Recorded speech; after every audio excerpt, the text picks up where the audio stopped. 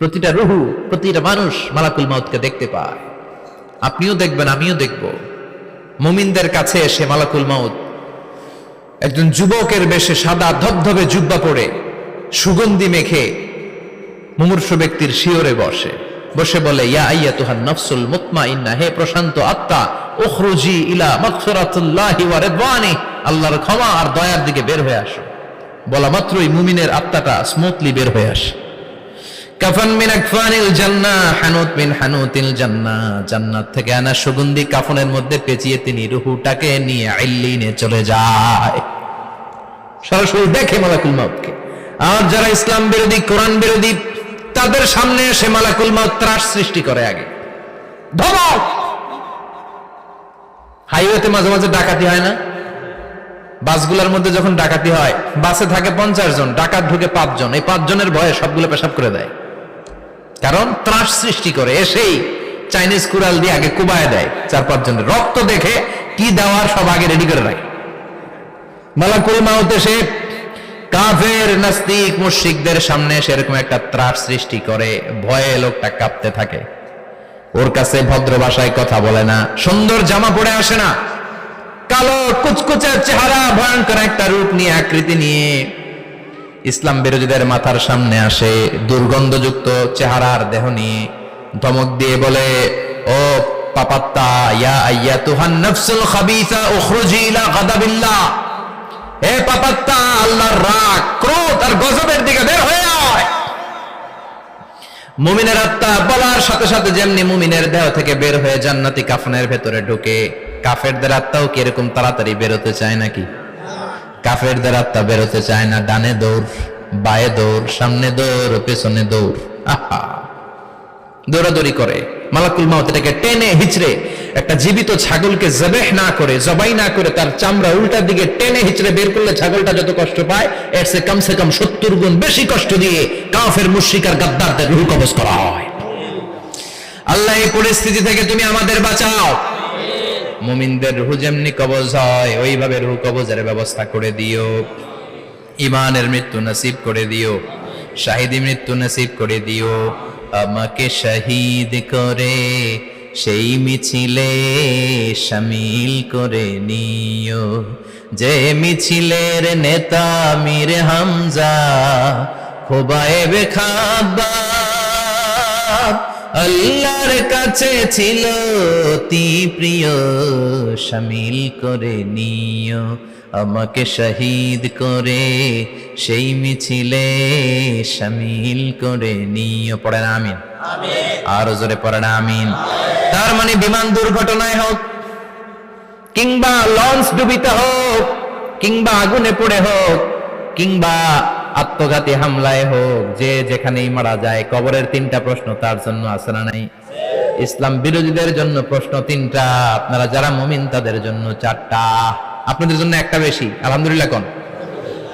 কবরে এসে প্রথম প্রশ্ন করবে, মুনকার নাকির যখন চলে আসবে, 40 কদম যখন আত্মীয় স্বজনরা লাশটাকে কবরের মধ্যে দিয়ে 40 কদম চলে যায়, তখনই ফেরেশতা চলে আসে। আহা, শেষ, সব শেষ। এসেই পরীক্ষা শুরু। মার রব্বুক, তোর রবের নাম কি? চিল্লায় বলেন, আমাদের রবের নাম কি? আমরা বলবো রব্বি আল্লাহ, আল্লাহ আমারে রব। দমে দমে তনু মনে তারি অনুভব। পড়েন, আল্লাহ আমারে রব। তোমার দুনিয়াতে আমি যেদিকে তাকাই, অথই নিয়ামতে ডুবে আছি সবাই। পাখপাখালির গানে শুনি তসবিহ কলো রব, তসবিহ কলো রব, আল্লাহ আমারে রব। প্রথম প্রশ্ন, তোমার রব কে? আমরা বলবো আমাদের রব আল্লাহ। দ্বিতীয় প্রশ্ন, ওমা দীনুক, তোমার ধর্মের নাম কি? আমরা কি বলবো? তৃতীয় প্রশ্ন, বিশ্বনবীর চেহারা দেখিয়ে বলা হবে, আতারিফু হাদার রাজুল, এই লোকটারে চিনো নাকি? আমরা বলবো চিনি, আমাদের প্রাণের নবী, ঠিক কি না? চাঁদের চেয়ে সুন্দর তুমি নবী আমার কমলিহিওয়ালা, দু জাহানের বাদশাহ তুমি প্যারা নবী সাল্লে আলা, চাঁদের চেয়ে সুন্দর তুমি নবী আমার কমলিহিওয়ালা, ঠিক কি না? চাঁদের চেয়ে সুন্দর তুমি নবী আমার কমলিহিওয়ালা, দু জাহানের বাদশাহ তুমি প্যারা নবী সাল্লে আলা, চাঁদের চেয়ে সুন্দর তুমি নবী আমার কমলিহিওয়ালা, ঠিক কি না? চাঁদের চেয়ে সুন্দর তুমি নবী আমার কমলিহিওয়ালা, দু জাহানের বাদশাহ তুমি প্যারা নবী সাল্লে আলা, চাঁদের চেয়ে সুন্দর তুমি নবী আমার কমলিহিওয়ালা, ঠিক কি না? তিনটা প্রশ্নের যথাযথ উত্তর যখন দিয়ে দিলেন, আপনার জন্য অতিরিক্ত আরেকটা প্রশ্ন করা হবে, ওয়ামা ইলমুক, তোমার নলেজ কি? তিনটা প্রশ্নের উত্তর যে তুমি করতে পারলা, কিভাবে পারলা, কেমনে জানলা? নকল করে বলছো নাকি জেনে বুঝে আসছো? নকল হয় না? এখন তো পরীক্ষা চলতেছে বোধহয়। কি পরীক্ষা? এসএসসি পরীক্ষা। নকল হয়? কৃষ্ণপুরে নকল নাই না? এখন মনে হয় এগুলো একটু কমছে। একটা সময় ছিল অনেক নকল হইতো। পাঞ্জাবের ভিতরে নকল, পকেটে নকল, টুপির ভিতরে নকল, মৌজার ভিতরেও নকল। এমনকি মেয়েরাও নকল করে পরীক্ষার হলে আসে না নাই? স্কেলের মধ্যে লিখে নিয়ে যায়, হাতের মধ্যে লিখে নিয়ে যায়, ওড়নায় লিখে নিয়ে যায়, কাপড়ে লিখে নিয়ে যায়, আসে না নাই? ফেরেশতারা বলবে নকল করছো নাকি? কেমনে জানলা? তিনটা প্রশ্নের উত্তর তুমি কেমনে বললা?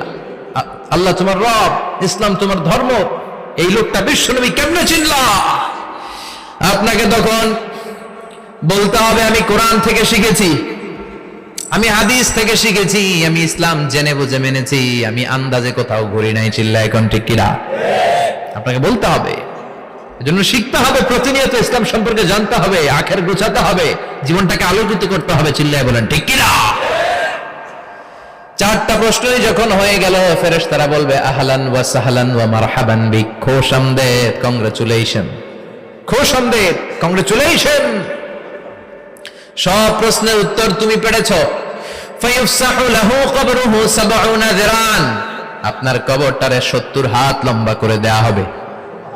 ওয়া ইফতাহু লাহু বাবুন ইলাল জান্নাহ, আপনার কবর থেকে জান্নাতের দিকে দরজা খুলে দেয়া হবে। ওয়া ইউলবাসু মিন লিবাসি আহলিল জান্নাহ, জান্নাতের দুইটা রেশমি কাপড়ের পোশাক এনে আপনারে পরিয়ে দেয়া হবে। আর বলা হবে নাম কানাউ মিলা আরুস, ঘুমাও, sleep, you should get some sleep now, তোমাকে লম্বা সময় পাড়ে দিতে হবে, ঘুমাও। কানাউ মিলা আরুস, যেমনি বর বাসর রাতে আরামসে ঘুম দেয়, বাসর রাতে যেমনি বর কনেকে নিয়ে মধুর ঘুম দেয়, তুমিও ঘুমাও, কেউ তোমার ঘুম ভাঙবে না। মালাক ইসরাফিলের, কিয়ামতের জন্য ইসরাফিলের সিংহায় যে ফুৎকার আছে, ওই ফুৎকার ছাড়া কোনো কিছুই তোমার ঘুম ভাঙাতে পারবে না। আলহামদুলিল্লাহ পড়েন। আল্লাহ আমরাও যেন চারটা প্রশ্নের উত্তর দিয়ে লম্বা একটা ঘুম দিতে পারি, পড়ে না আমিন। ওয়াম্মাল কাফির ওয়া আহলুশ শিমাল, আর ইসলাম বিরোধী যারা, তাদের সামনে আসবে মালাকান আসওয়াদান আজরাকান, কৃষ্ণ বর্ণের দেহ, নীলাভ বর্ণের দুটো চোখ, গায়ের রং কালো, চোখের রং নীল। দেখতে কেমন লাগে? আলিফ লাইলার ভূতের মতো। কথা কন। গায়ের রং কালো, চোখের রং নীল। ফেরেশতা দুইটা আসবে, এসে ত্রাস সৃষ্টি করবে, এসে বলবে বল তোর রবের নাম কি? মার রব্বুক। ইসলাম বিরোধী মুশরিক, কাফের, নাস্তিক এরা বলবে আমি জানি না আমার রবকে, আমি জানি না, আমি তো আজীবন শুধু চেয়ার করেছি, মদ খেয়েছি, আমি ধর্ষণে সেঞ্চুরি করেছি দুনিয়ার বুকে, আমি টেন্ডারবাজি করেছি, চাঁদাবাজি করেছি, আমি মাস্তানি করেছি, আমার দাপটে এলাকার ইসলাম প্রিয়রা বাসায় ঘুমাতে পারে না। আমি ছিলাম টেন্ডারবাজ, আমি ছিলাম গডফাদার, সন্ত্রাসীদের লিডার, আমি ছিলাম ডন 1 2 3 সব, আমি ছিলাম ডনের ডন, আমি ছিলাম মাস্তান, রংবাজ। রব টপ কি আমি তো জানি না। লাদ্রি লাদ্রি, আমার জিজ্ঞেস করো না। আবার প্রশ্ন করা হবে ওয়ামা দীনুক, তোর ধর্মের নাম কি? বলবে লা আদরি, আমার কোনো ধর্ম নাই, আমার কোনো ধর্ম নাই, আমি শুধু মৌজ মাস্তিতে ছিলাম, আমি আনন্দ ফুর্তি করেছি, ইসলাম নিয়ে আমার মাথা ব্যথা ছিল না, আজীবন ইসলামরে আমি বাস দিয়েছি। চিল্লায় বলেন ঠিক কিনা?